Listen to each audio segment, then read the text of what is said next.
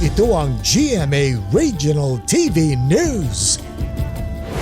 Oras na para sa maiinit na balita ng GMA Regional TV mula sa Luzon. Makakasama po natin si Chris Zuniga. Chris?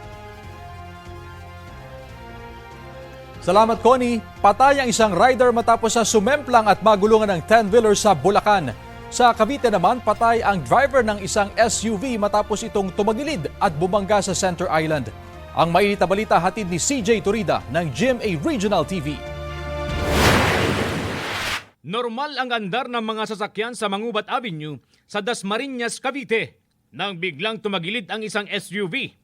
Nawalan daw ng kontrol ang driver at bumangga sa gutter sa gilid ng kalsada. Bumangga pa ang harapang bahagi nito sa Center Island bago tumagilid at huminto. Sa lakas ng impact, sira ang harapang bahagi ng SUV. Patay ang driver nito habang sugatan ang 8 pasahero niya. Iniimbestigahan na ang insidente.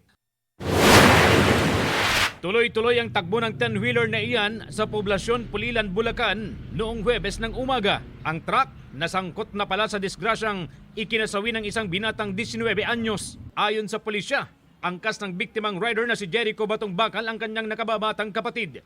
Nag-overtake sila sa kanang bahagi ng isang sasakyan pero may nakaparadang sasakyan kaya nawalan siya ng kontrol at tumama sa nakaparadang sasakyan at natumba. Saka naman dumaan ang truck at nagulungan ang kanyang ulo na kanyang ikinamatay. Hindi huminto ang truck. Ang kanyang pamilya may panawagan sa nakabangga sa anak. Parang awagin na sumuko na siya. Patuloy ang investigasyon sa insidente. CJ Torida ng GMA Regional TV. Nagbabalita para sa GMA Integrated News.